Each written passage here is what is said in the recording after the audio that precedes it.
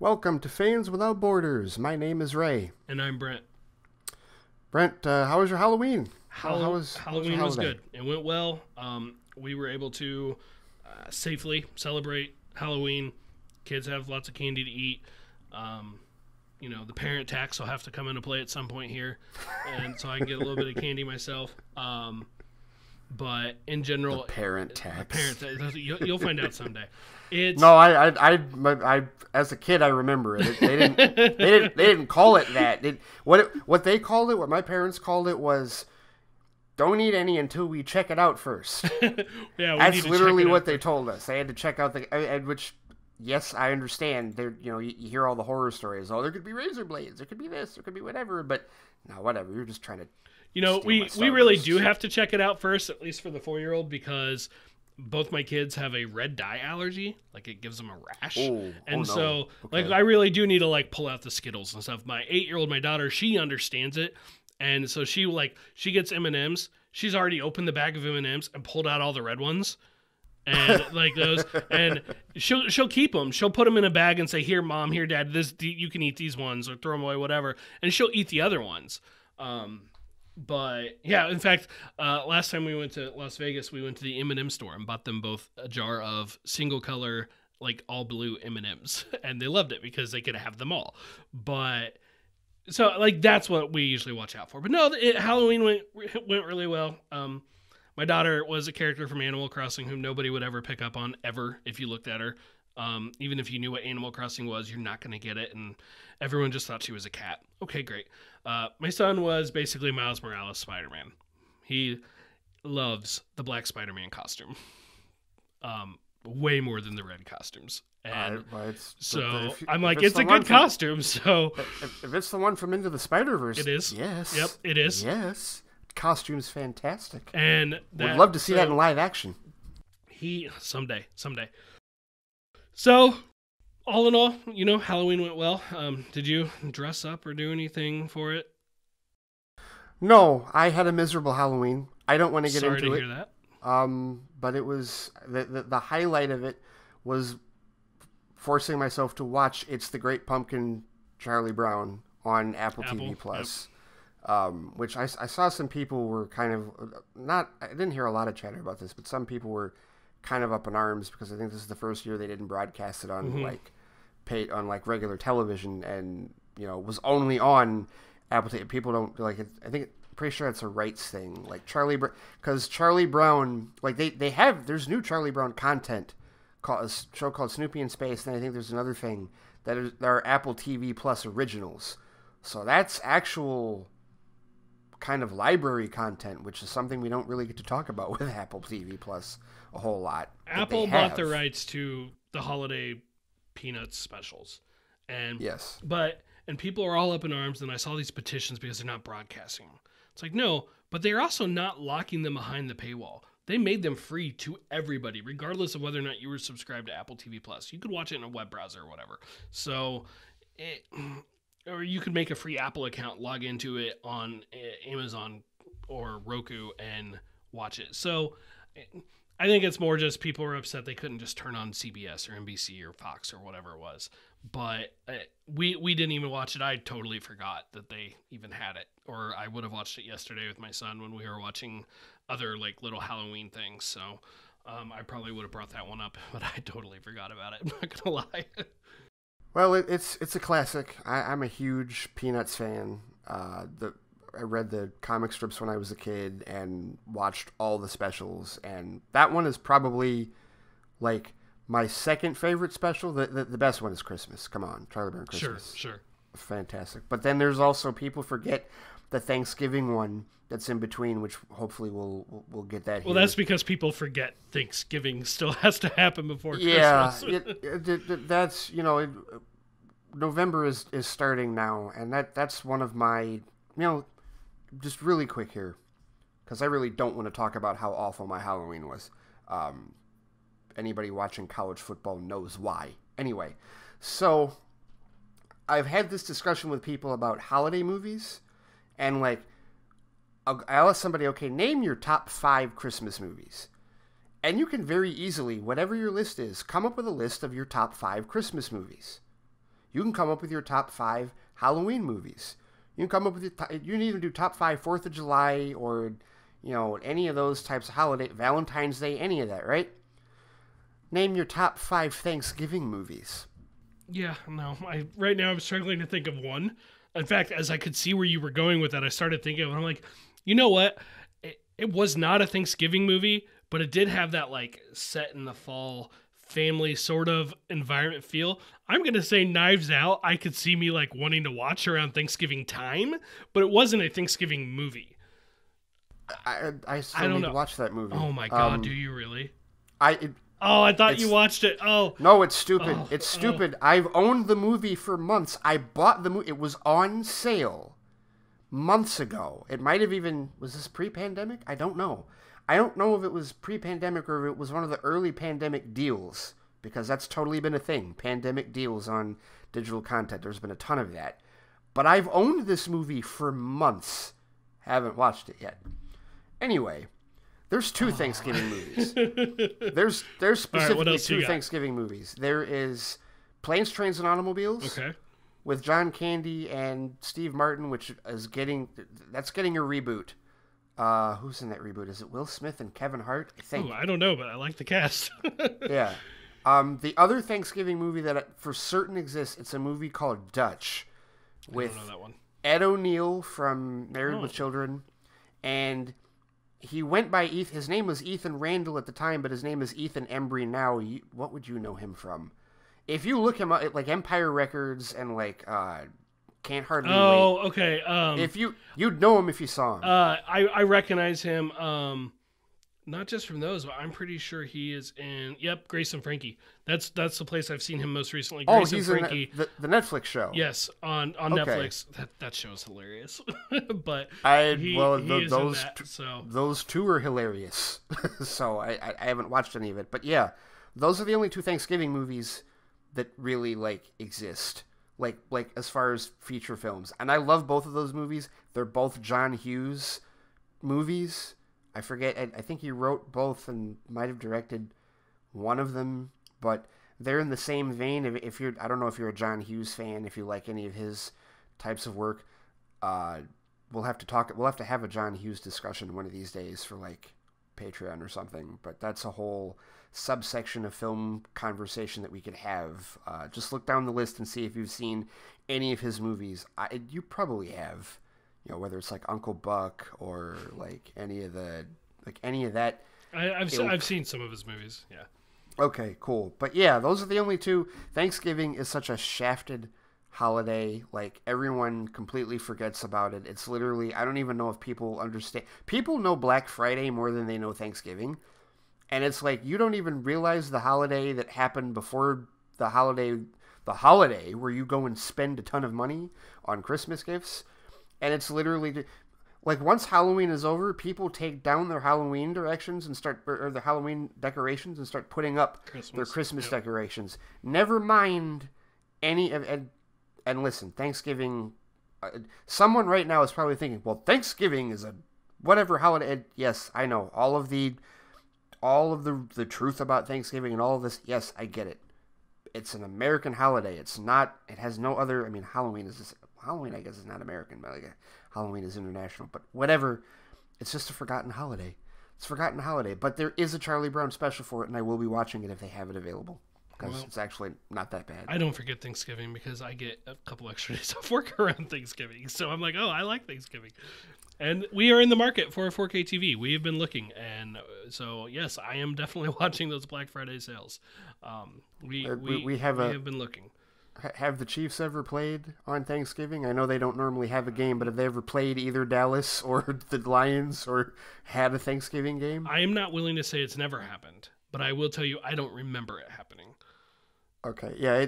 Traditionally, before the last 10 years or so, there were Dallas and the Lions always play on Thanksgiving. It was those 2 that would, like, for certain would play on Thanksgiving. And then the last 10 years or so, they added a third random whatever, so they'll have 3 games. Like, it's literally just for timing purposes. A noon game, a 4:30 game, and then an evening game.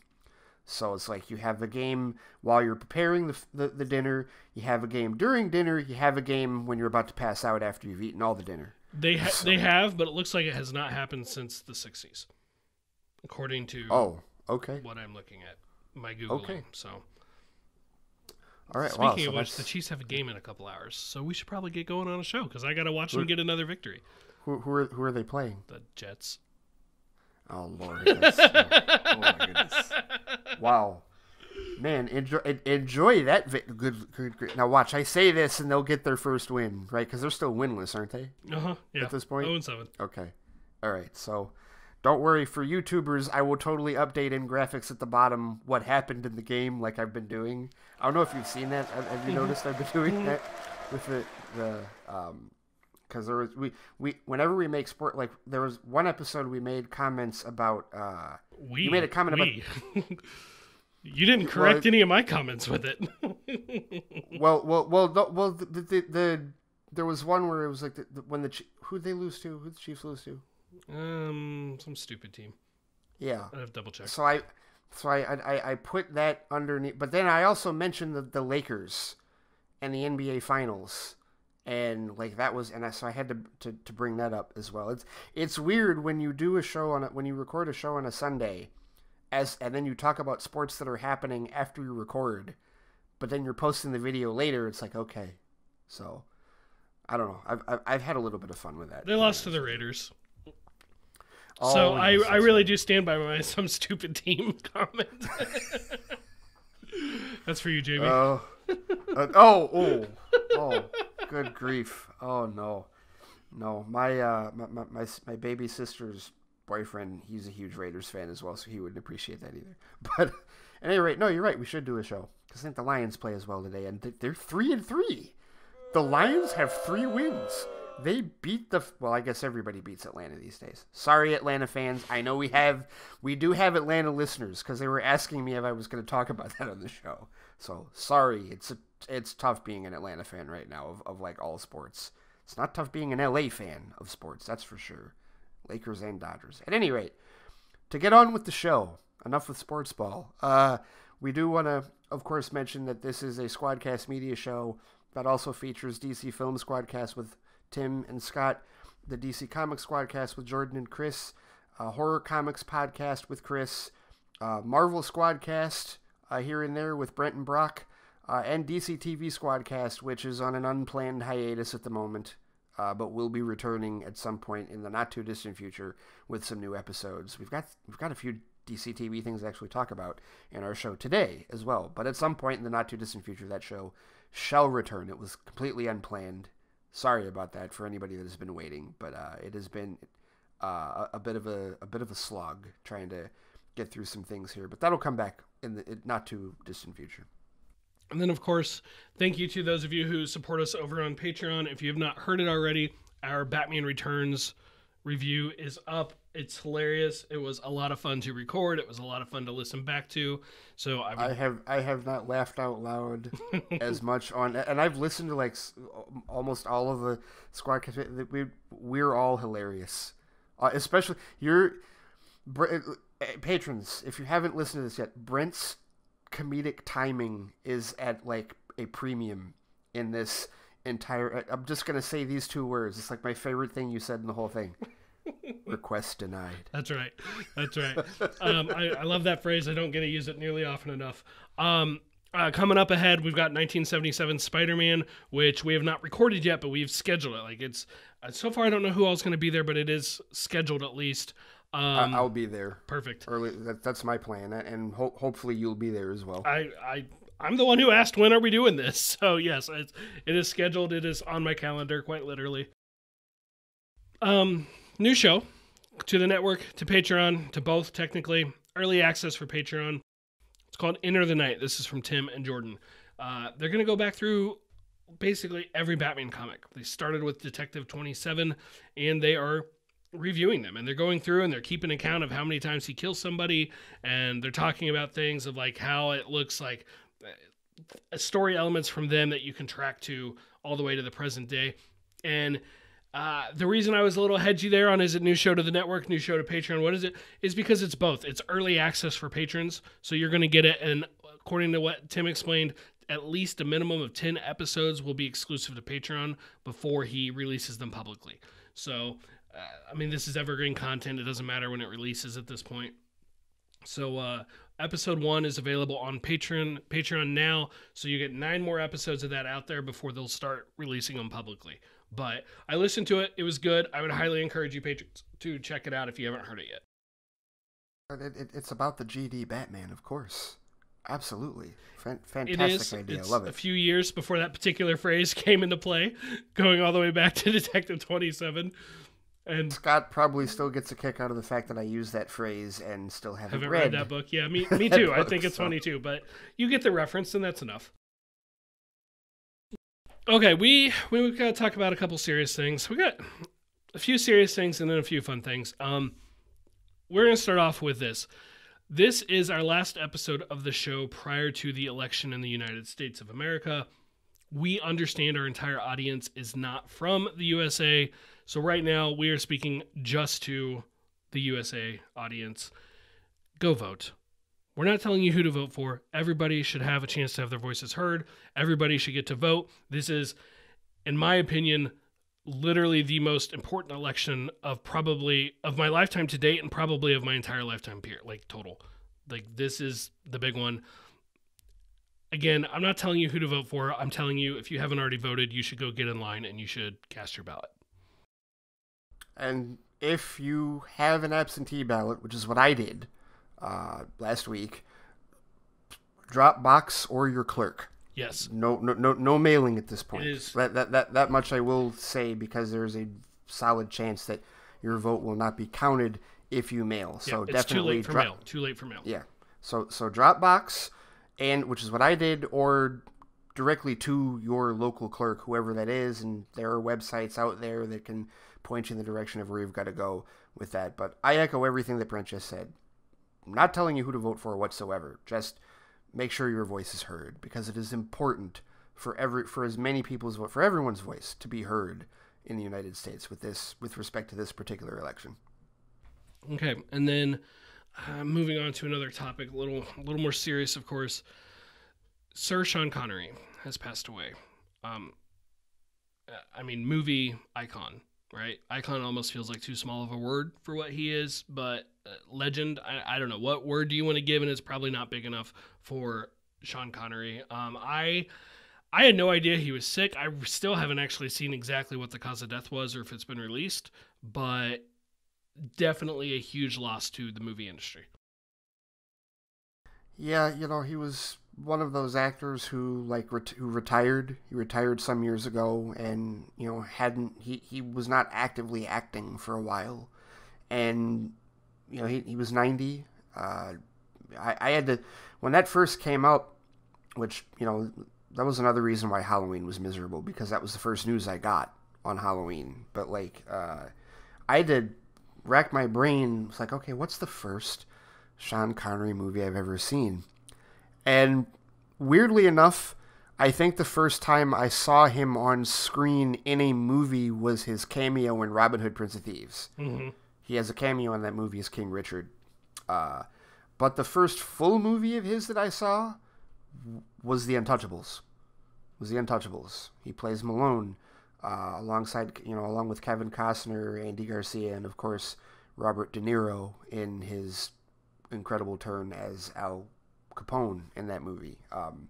But there's that. I mean, there's Indiana Jones and the Last Crusade, which is one of my favorites of his roles. It's hilarious. I don't know if you've seen the Indiana Jones movies. Yeah. I saw. I haven't sat down and watched them start to finish. I know, spit take, whatever, but I've seen enough of them, and I've seen him in those. Definitely. When I have discussions with people about the best Indiana Jones movie, it's usually Raiders or that one, mm-hmm. Last Crusade, that people always point to. And a big part of why people point to Last Crusade is because of his role as Henry Jones, the father of Indiana. That just worked, man. Sean Connery and Harrison Ford, that just really, really worked. And they had great comedic timing, and it's an awesome movie. It really is. And his career, Hunt for Red October, The Rock, of course, from comic book people, we reviewed League of Extraordinary Gentlemen mm-hmm. for Movie Squadcast way back when. So, just and so many other roles, just a really, really impressive career. Definitely a titan in the industry for sure. And I would be remiss if I didn't bring up James Bond, which is the most iconic thing that he's ever been known for, and considered by many to still be the best Bond, the first Bond. You know, all of his classic Dr. No, Goldfinger, which is From Russia with Love, Thunderball, Diamonds Are Forever. I mean, his entire body of work, it set the standard for the character, and many still consider it to be the standard for the character, for all the different actors that have played it. So, yeah, he will most certainly be missed, but we have a lifetime of his work to enjoy and continue to enjoy, and we will always remember how awesome of a presence he was on screen. Okay. Ray Fisher gave an interview to Forbes this week, to Shiraz Farooqui of Comic Book Debate. I'll tell you up front, when I first saw that you had sent this article, my question was, is there new information in this, or is this just kind of a, here's what's happened so far? Is this the same information we've seen? And there was some new information, and there was a little bit of hubbub with that information, because some of that, what I think, and what I think a lot of people would agree on, was the most interesting quote to come out of that, was later the article was updated and pulled from it, seemingly at the request of representatives of Whedon. That story is a little murky to me, but Ray, why don't you tell us about this Ray Fisher article? Well, really, it's just another case of him, pulling, a bit more of the veil off of certain things and allegations that we know he's had for a while, and the people he's implicating. This time, he definitely named Toby Emmerich in the middle of all of this, and, if I read some of these quotes from the Forbes piece directly, and I'm looking at the version of it that is still there, which we'll talk about that hubbub about it in a second here, but, obviously everyone knows what Fisher said before, but now here, a lot of what these guys were doing was in an effort to prevent themselves from being fired during AT&T's merger with Time Warner. I plan on getting much more specific about each of these guys after the investigation is over. This interview is just the abridged version. There are allegations he's making of racist conversations that were being had. He says that race was just one of the issues with the reshoot process. There were massive blowups, threats, coercion, taunting, unsafe work conditions, belittling, and gaslighting like you wouldn't believe. These are direct quotes. These are direct quotes that come from Ray Fisher in this article. I'm trying to find, where is the one? There was not the one that we're talking about, the one that, was really, but there was another quote here that he made about openly racist conversations that were being had, like, on set, which is like, wow. And there's been this kind of undertone of, there's been this idea, I guess, this thought, that people have observed with respect to the idea that there was an active movement to remove race out of the film. Not just in terms of marginalizing his role, but also in removing other characters of color, like Silas Stone, played by Joe Morton, and also Ryan Choi, played by actor Zheng Kai. Ryan Choi, whom I forgot was ever connected to this movie. Yes, but that, and we know that was filmed because Zack Snyder has posted an image of him as Ryan Choi on, in one of his Vero posts. So we know that was actually on camera. And then, of course, Kiersey Clemons, her Iris West removed. Now we know that Silas, all these characters are certainly coming back with Zack Snyder's Justice League. But this particular conversation, this article has to do with, again, more allegations and more aspersions of what is happening. I have to get your opinion on something regarding those particular characters. Those are all relatively minor characters. They are supporting characters for other people in the movie. With the 2-hour mandate, like, I'm not surprised that some of those minor characters were removed. I think it's a bad look because they all happen to be people of color. But it's like Ryan Choi taken out of the movie. I get it. Or Silas Stone's role dramatically shifting and smaller. Like, with the 2-hour mandate, I want your opinion. Like, do you think there's any possibility that because they were enforcing this 2-hour mandate, that there just wasn't as much time for them, because they did have all the core leaguers that they were trying, some of which they were trying to really introduce for the first time, like Flash and Cyborg. Others they were in Aquaman. Others they were reintroducing or bringing back in with Batman, Superman, Wonder Woman. I'm not trying to discount the looks of it. I'm not trying to say it doesn't look horrible. And there very well may have been a very racist attitude towards this. But it's not lost on me that, is this another casualty of that 2-hour mandate? And I know how you feel about the 2-hour mandate. I don't know. What do you think? I think it's very difficult for me to not think that to think that race did not play a part in it. Sure. And even with respect to a 2-hour mandate, it could literally be a case of the first thing we cut is anything brown. And I'm not even saying that. And that could be literally what they were thinking. I mean, right. And it doesn't even have to be something that was openly said, even though Ray Fisher is saying that those conversations did happen. Mm-hmm. All it really has to be is a mindset. Sure. If you're instilling a 2-hour mandate on something, you're already in your head thinking, what are the first things that we have to cut? And if those are the first things you cut, I'm sorry, that is racist. It just so there's an underpinning of that. And maybe there's a sense of racism there that, like, all of the people of color happen to be supporting characters outside of Ray Fisher. I mean, it's like, right. And it's, I know people are going to argue, well, no, they're not the main characters because the Justice League is the main characters. And I understand that. So in that regard, okay. But like, still, it depends on how, and we'll see this. You know what I mean? Like, we will have a better picture of this when we see Zack Snyder's Justice League. Yeah, when we get a movie that's twice as long. I mean, they just have more time to do this kind of stuff. True, but it's also difficult for me to just put it all on the mandate when I look at what they decided to keep. Absolutely. That's really the biggest issue, is like, when I look at what you thought was important with respect to all of the bad VFX and all of the bad CG, and I'm not even just talking about the mustache. I'm talking about some of the other, like, quick, haphazard. And they did cut Cyborg's arc, which we know was supposed to be a very important arc to the movie. So right, and I don't want to come across like I'm just saying it's only as a result of them being side characters in the 2-hour mandate. Like, I don't want to come across that way. I do feel like probably that's part of it, but you're right. If the case is we need to cut a bunch of characters because we don't have time, pick all of the brown people, as you said. No, that's still inherently racist.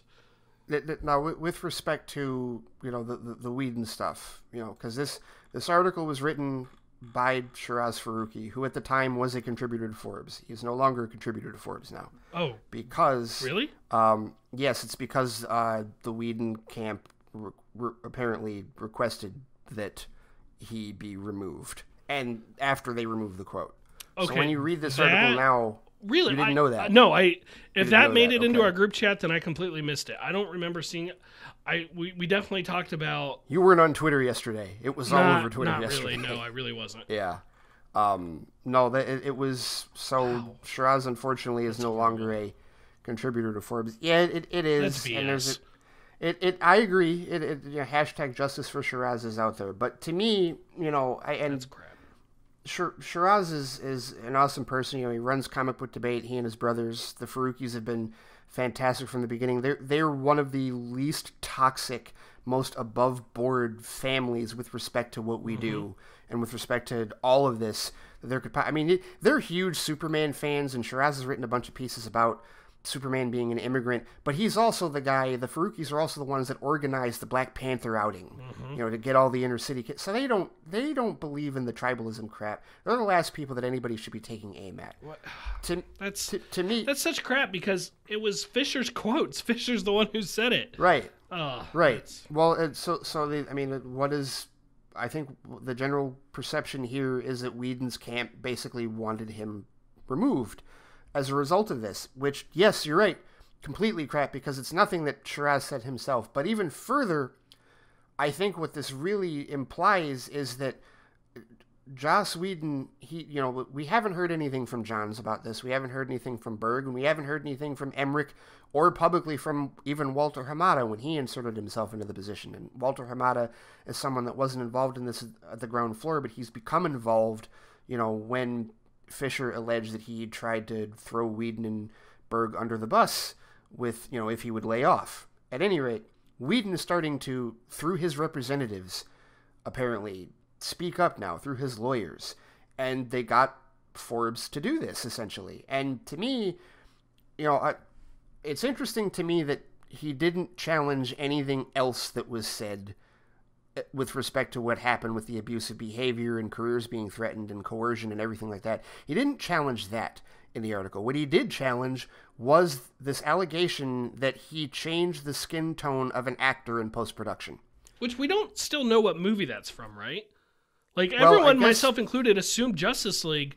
But then, I asked you guys, and I'm seeing around, it's like, people, I'm like, I don't know if this is Justice League, because what example is there? Because if there was, we would be able to see it. So what movie did this happen in?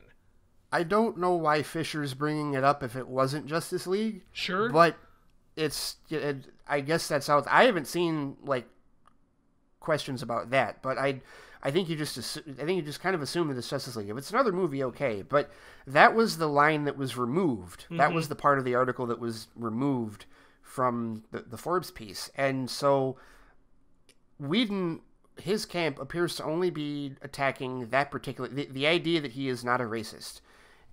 And I'm sorry, but your actions towards this seem to make you look like more of a racist. Well, and they're not even saying... They're not saying the other stuff isn't true. They're just saying, and they're not saying the racism didn't happen. So it's like, right, so exactly. You're acknowledging it happened, so you just stood by while it happened as the director of this movie. That's what you're trying. I mean, is that the message you really want to get out? I mean, that feels like I'm not racist, but it does. It exactly feels like that, and that's the tone that I really take with this. I don't see. I feel like he thinks he's defending himself. And, I posted this about how, if he believes that Warner Brothers will not support him, which I'm sure he believes that, especially with Ray Fisher saying that, Hamada offered to throw him and Berg under the bus if he would lay off of Johns. That's something alleged, right? If he thinks Warner Brothers won't come to his defense, then perhaps he feels like he has to go on the defense, especially since, and I do want to point this out, none of his other constituents, Joss Whedon that is, have come to his defense. Joss Whedon, in many ways, operationally speaking, is in a similar position to James Gunn and Chris Pratt. They've all worked in the Marvel Cinematic Universe. They've all worked with a number of Marvel actors. There's a huge difference, though. When James Gunn's allegations happened, his cast and crew defended him. When Chris Pratt that just happened recently. I don't know if you saw that, Brent. When Chris Pratt was being kind of attacked a little bit for his religious beliefs and his political affiliations. That's not what it started over. When all the other Marvel stars came out in defense of him? Yeah. That's not what it started over. What did it start over? Something far dumber. Okay. A Twitter poll. Who is the worst Chris in comic book movies? Oh, okay, I did see that. Okay. Because it was a bad look because all the Marvel, why didn't these people speak out when Brie Larson was being raked over the coals because she wanted better representation on the Captain Marvel press tour? It was a bad look that I get why it upset people that other Marvel actors came out in his defense. I'm like, it was a freaking Twitter poll. You're validating it by responding to it. Fair enough. But I bring it up here to say this. People came to their defense. No one is coming to Joss Whedon's defense. We're not hearing. The only person that I've seen that has come to his defense at all is Alan Tudyk. He made one tweet months ago when all of this really started to boil over. But you hear nothing from any of the Avengers cast. You hear nothing from anyone else involved in Marvel.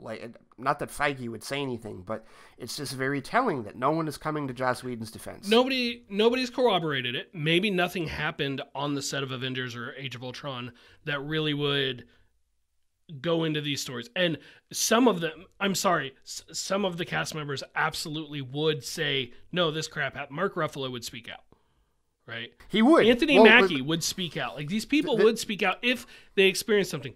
but they're also not defending him, as you said, which, so I don't know where they all fall, but it feels to me, pure speculation, at the very least, that they find these stories plausible.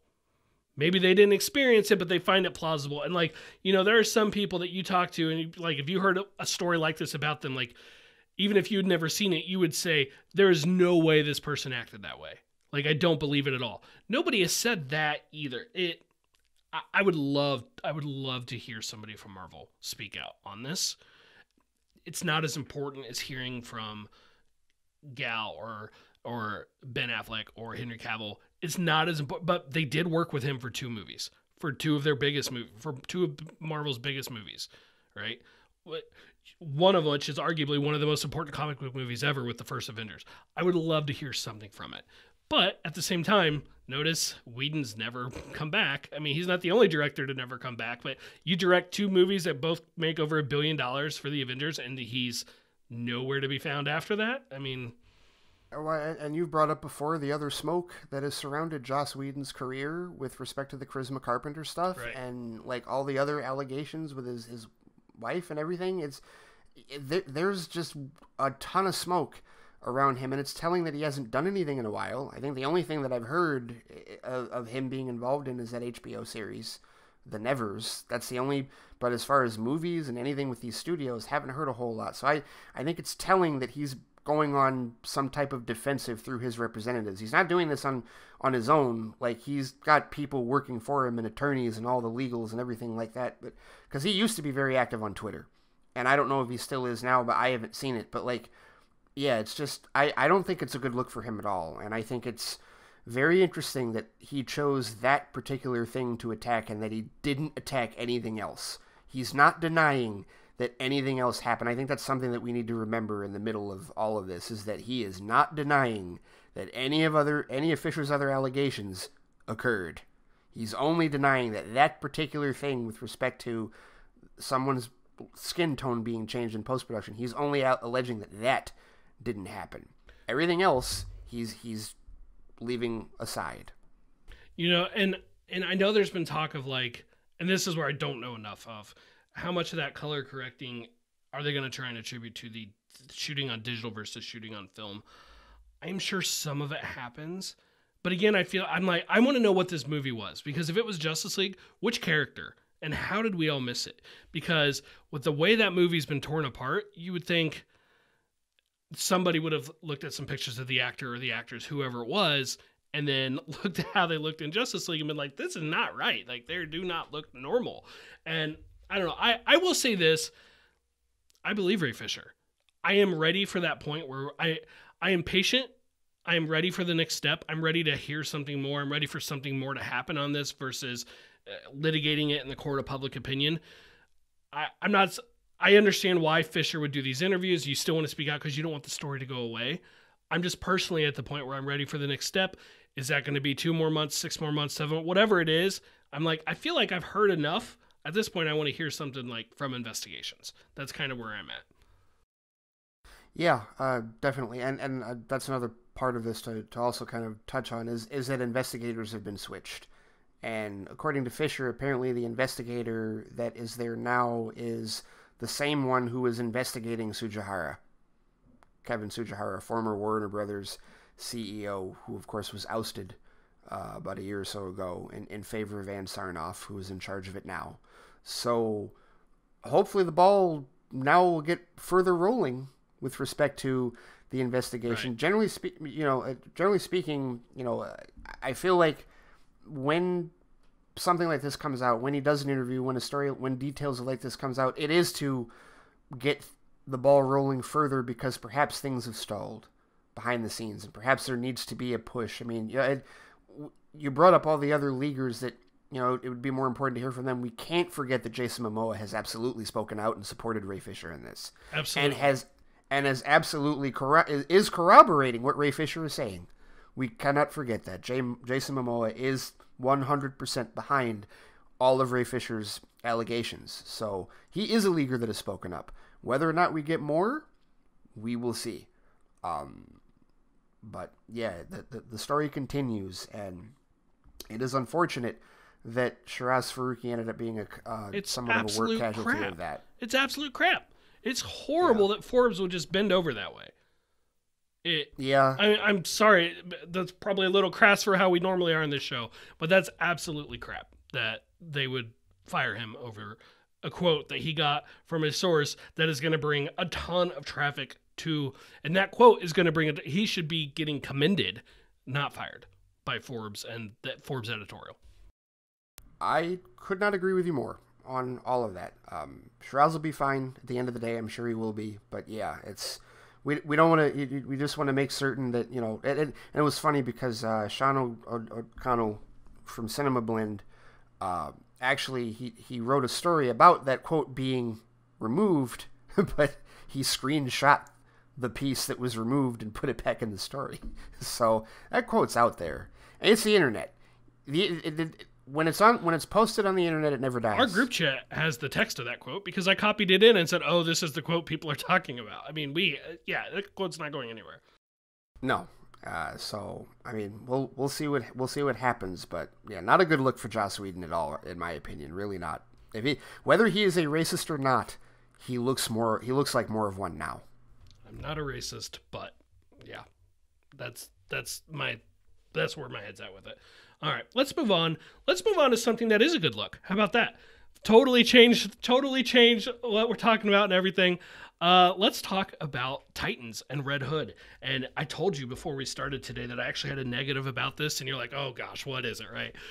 The look, and if you look at your chapter art for this, I made it the chapter art, is incredible. It looks like the Red Hood. Nailed it. I have zero, and is anyone surprised? The Titans costume department is absolutely fantastic. Absolutely fantastic. Zero complaints there. My problem with this whole thing is they dropped this video teaser, Titans Red Hood coming to 10/26 or whatever. And we even talked about, we're like, hey, let's we'll talk about whatever footage is and everything. And all it was a still photo. 2 still photos. That's my complaint. My expectations, yeah, you could maybe blame that. Sure, I'll own that. My expectations expected a little bit more than a piece of concept art, which is basically what we got. It looks incredible, but I'm like, you guys tweeted a video to advertise a still photo. I'm like, come on. I don't like that. I think that was a poor decision on somebody's part. But the picture looks good, though.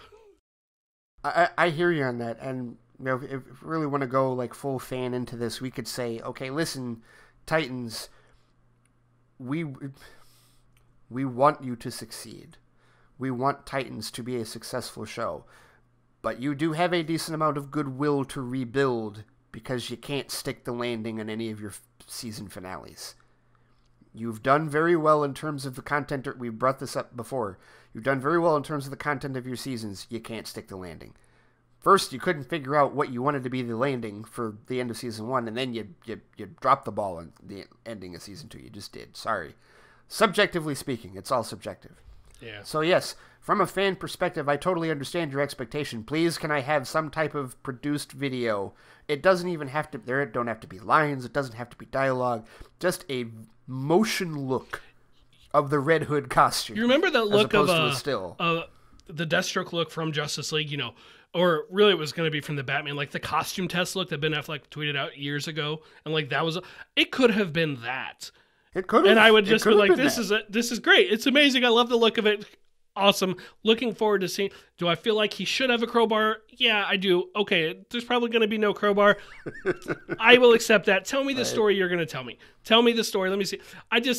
Again, my own expectations. I understand it, and I know I'm not the only one who felt that way. But I tell you, their costume design is they should be designing costumes, arguably for all of DC show. If it's on DC TV, maybe they should be doing the costume designs for it because man, are they good at that. Even and I know the costume that has gotten the most criticism on that show has been Corey. People have had so many. They haven't given her one yet, though. They haven't given her a costume. Well, technically they did. They just didn't put it in the finale. Well, okay, that's true. But I feel like it's character design, not costume design, and I think those are two different things. And to me, still awesome. She still looks like she's predominantly in her civilian dress most of the time. I would like to see, but at the same time, Starfire's costume, how well is that going to translate to comics? Or not from comics to television? I mean...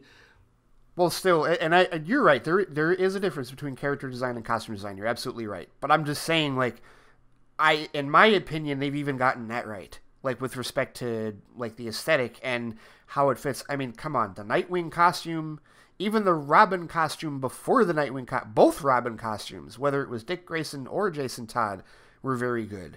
The Deathstroke costume was fantastic. Mm-hmm. Like, we had that discussion. It's like, okay, because we've seen 3 different live-action Deathstroke costumes, right? Whether it was Manu Bennett or Joe Manganiello and then S.A. Morales, right? And, like, which one is the best? Yeah. Right? Sorry, I'm just thinking now of, like, all the praise for their costume design. It's like, they did go with the lazy Superboy costume design, but they still got the look right, the jeans and T-shirts.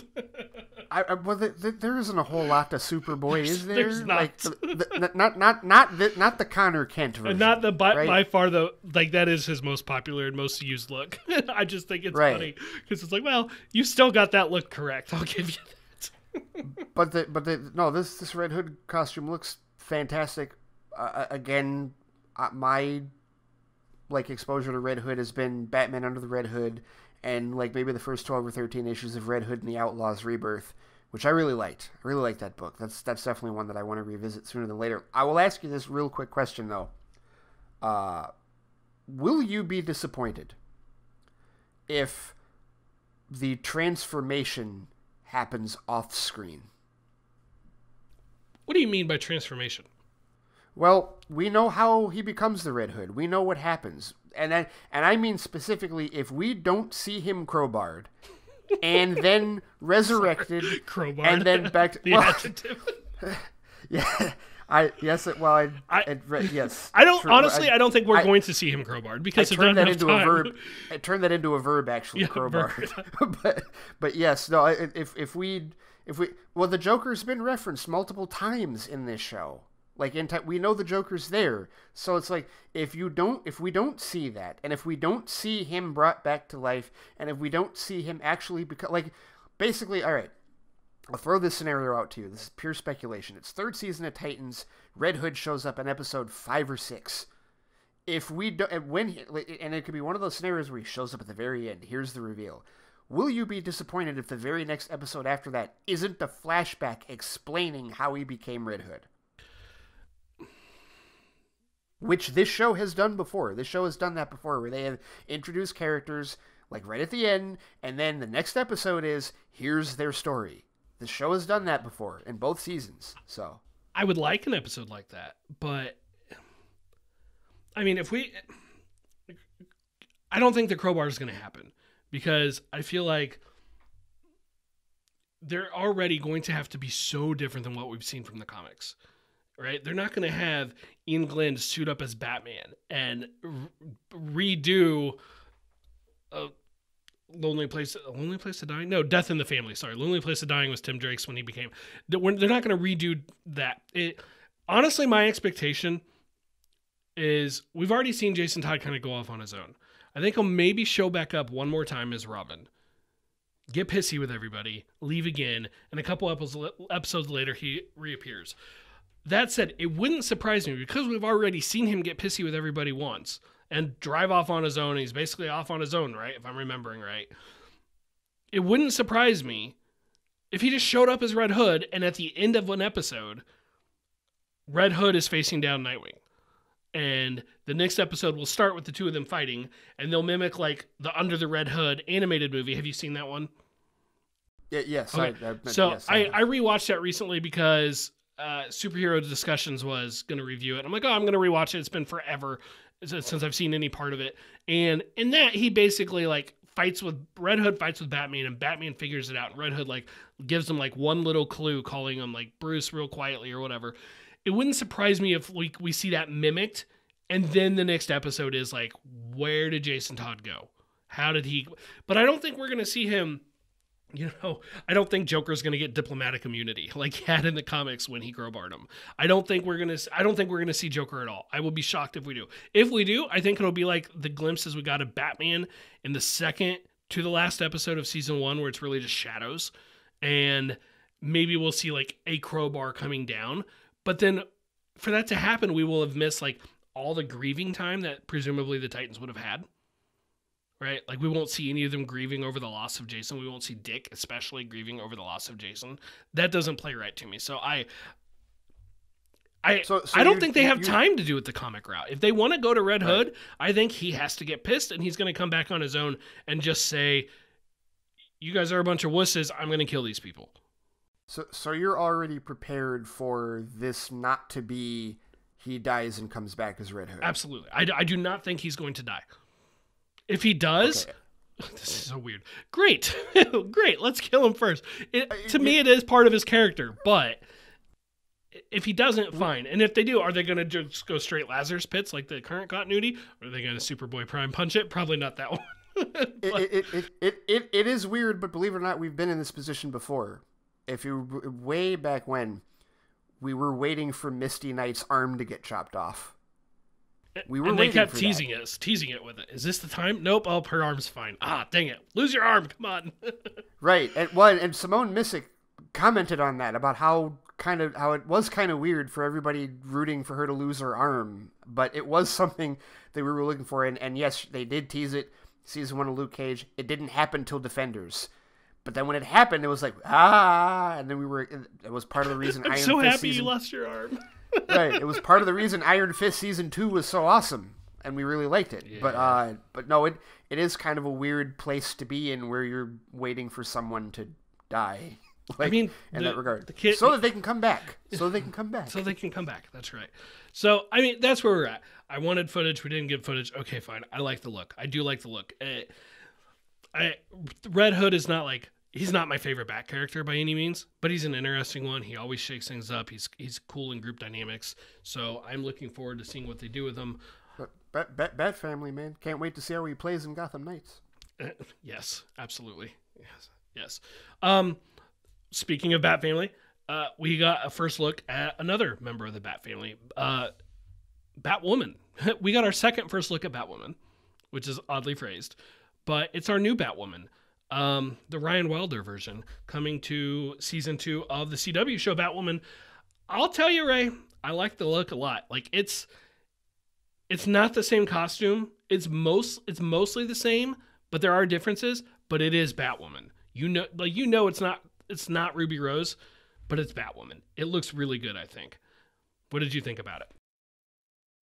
I love this look so much. Seriously. Like it's, and I think it's very important that you denote that, yes, this is clearly Batwoman. This costume looks like a variant of what we've seen from Kate Kane outfitted for Ryan Wilder. And what I love about this is there are subtle differences to her costume, right? There is the fact that her gauntlets are red, right? Looks so good. So good. The utility belt is more pronounced with respect to like how it almost has kind of a Batfleck look to it in terms of like how it's a little bit more raised and has a little bit more detail and texture to it. I can see that.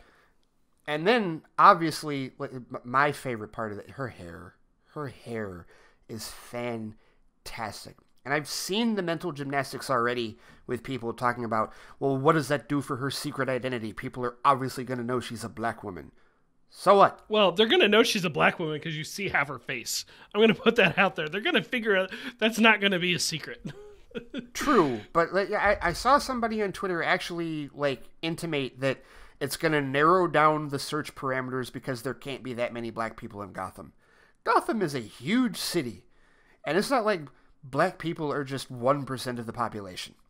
Okay, it can't be that. She could be anyone. It's silly, and it's people trying to use mental gymnastics to complain about a costume. The thing that I love with respect to her costume and the Batwoman persona is, like I said, the little touches, and the best little touch that they put on this costume was her red highlights. Those are awesome. With kind of a homage to the red from before, but different at the same time. Right, because it's not and I don't know, we'll have to see if the idea is that this is a wig, is this an Afro wig or extensions or whatnot that she's wearing, right? But, the putting that in there, like I actually like this look better than Kate's normal false red wig that she wears, because that's not what Kate's hair is actually like, whether in the show or in the comics. And in this case, this might not be what Ryan's hair actually is, but still, instead of they didn't straighten her hair.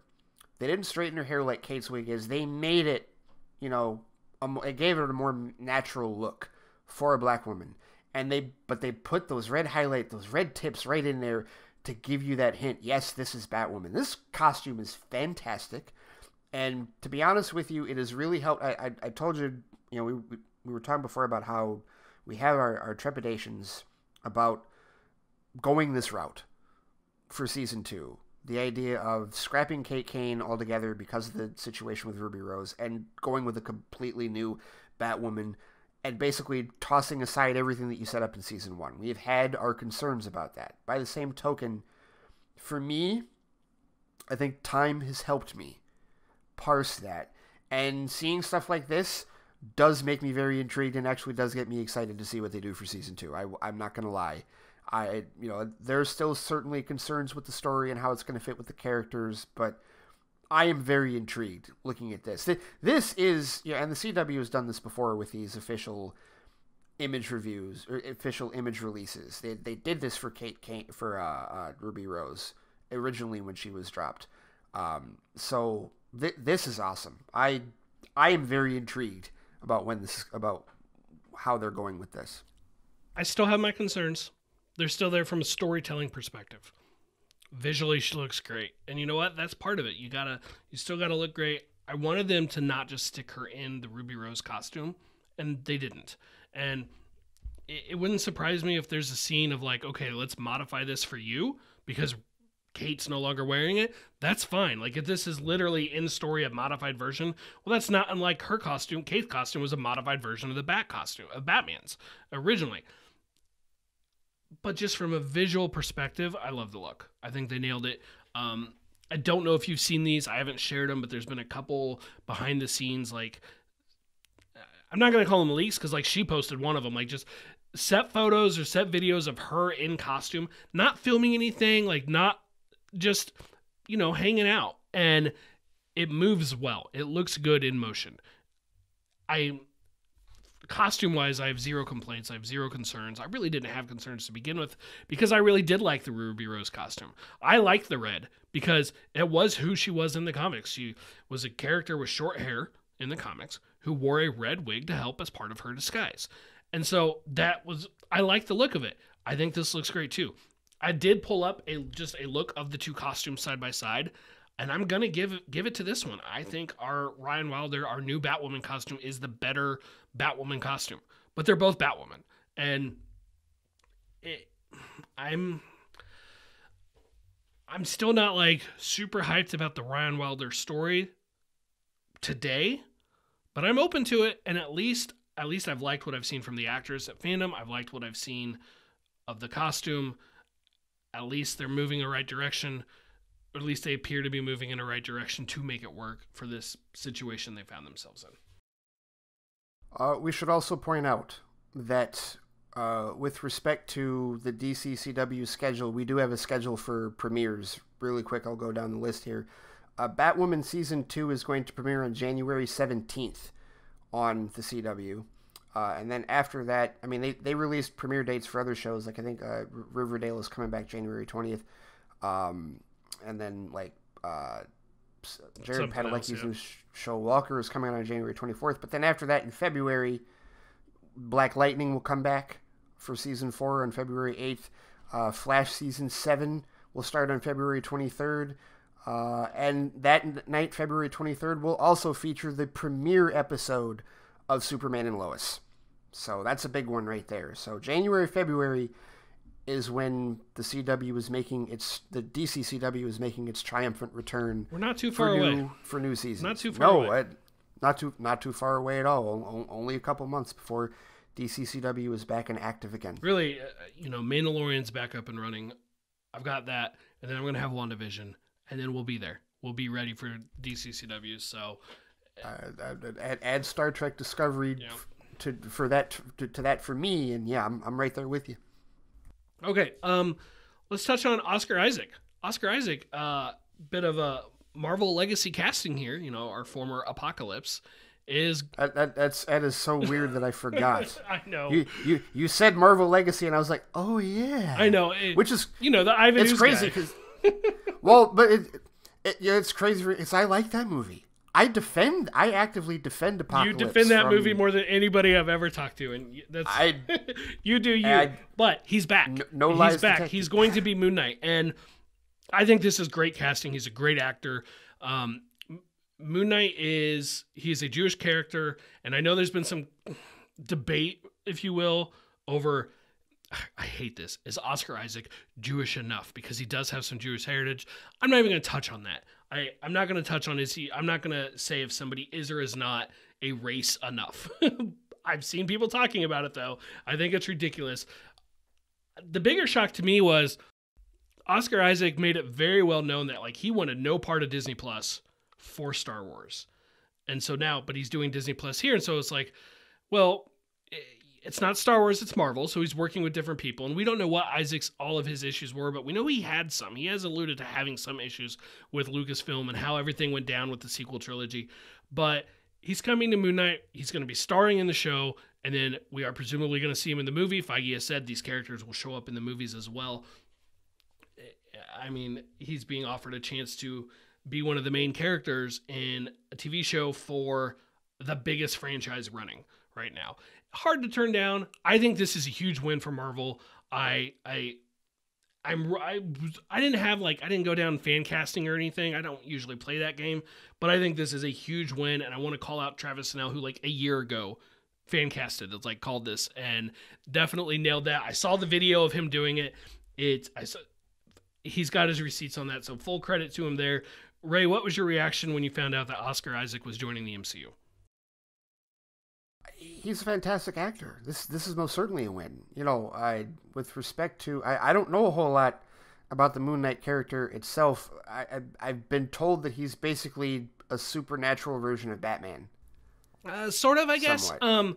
Some people would call him a Batman light, and I totally get that. Guy dresses up. The guy's got his like butler, valet, whatever you want to call it, who helps him. He dresses up. He has gadgets. But that totally yes. All right. If anyone who says it's Marvel's Batman, I totally get it, 100%. That said, he does definitely gone different ways, different routes. He suffers from, I don't know Are his parents alive? Honestly, I'm not sure. I don't think so. Okay. But I've not read a ton of Moon Knight. I always bring up Round Robin, the Sidekick's Revenge, because that's the story I remember of Moon Knight, with Moon Knight in it the most. And in that, he is very Batman-like in that particular story. But it was called Round Robin? It's a 6-issue arc in The Amazing Spider-Man. And it's called Round Robin, the Sidekick's Revenge. And it's about Moon Knight's sidekick at the time working with this group called the Secret Empire. And it becomes a team up of heroes versus villains. Spider-Man and Moon Knight team up, and they end up teaming up with Punisher, with Night Thrasher, with Nova, and I feel like I'm forgetting someone else right now. And it's 90s Spider-Man at its best, but it's not Clone Saga stuff. But I really, really enjoy those issues.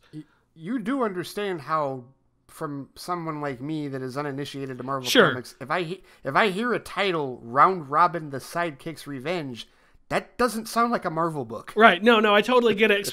I mean, of course, Round Robin is typically more like a tournament thing, but regardless, in this case, and it's about his sidekick who was thought dead and comes back and goes evil. I totally get the Batman comparisons. They're there. I'm not going to pretend to deny them. They're there. Absolutely.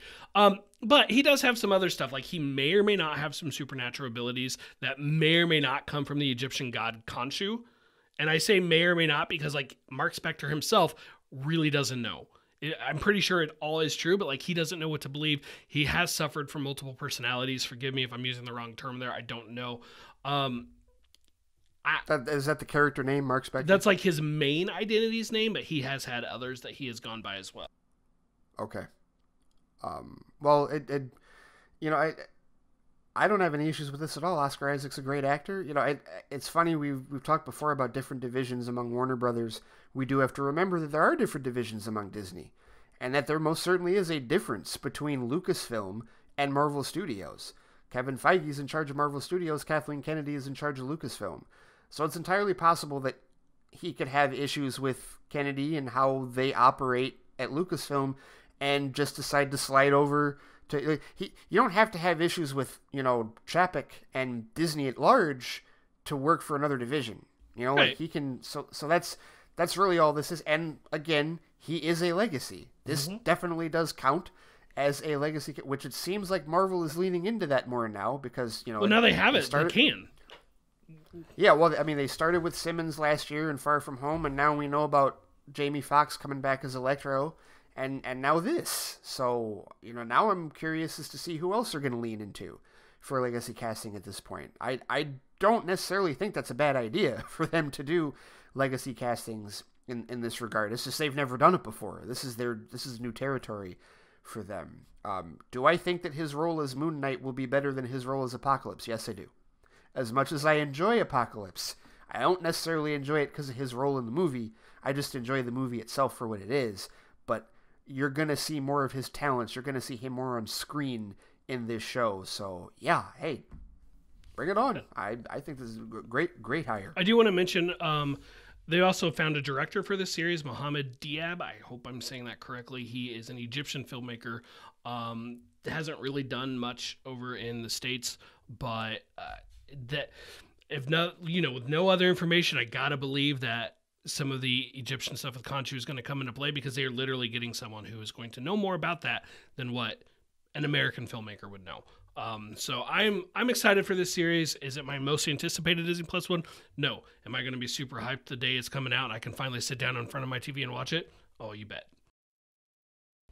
And that's all that matters. All right. One final thing before we sign off. We mentioned this couple episodes ago at this point because last week we had several episodes that came out, regular episode, Q&A episode, and then the interview I did with Dennis Hopeless, which was a lot of fun. But I want to mention this one more time before signing off. The Geekverse and Geek Ultimate Alliance, our friends over there, they are doing a fundraiser for BC Children's Hospital in Canada. They're trying to raise $1,500. There's going to be a live stream. At the time you're hearing this, it'll be this coming Saturday. It's Saturday the 7th. And I will be moderating the trivia for Marvel live-action movies. Scott will be doing DC live-action movies. And actually, I've since been told that Into the Spider-Verse can count because it's really just Marvel and DC theatrical movies. So not necessarily just live-action. So Into the Spider-Verse can count. I've got an idea for a question I may pull from there, one or two. Wait, I'm sorry. Say that again? Theatrical movies can count now, not just live-action. I was told. So Mask of the Phantasm is in play. I haven't asked if that was because I'm not doing DC, but to me it should be. If it's not Travis Snell, then it should be because it came out in theaters. But as soon as he told me Into the Spider-Verse can count, I'm like, well, I got to include that. So we'll see. I got an idea for a question from there. In fact, you know what? I'll openly throw this out there. Listener who's not connected to the Super Civil Servants Geek Ultimate Alliance or the Geekverse podcast, if you have a good trivia question, feel free to DM me. Don't do it publicly. If you do it publicly, I will not use it. But feel free to DM me, and I may or may not use those because I want to get 4 or 5 more and then really order my list of the order I'm going to do it in. So feel free to send me any suggestions. Not you, Travis 57 Hines. Not you. I don't want your questions, but other people can send them to me. So with that, I'd love to hear any feedback you guys might have. You can email us at borderlessfans@gmail.com. And we're also on Twitter. I'm at the Flightcast. I'm at Brent Prime. The show is at Borderless Fans. And as always, you can find us and the other shows in our network at squadcastmedia.com. See you later. Take care, guys. Stay safe out there. And again, if you're in the U.S., vote. Go vote.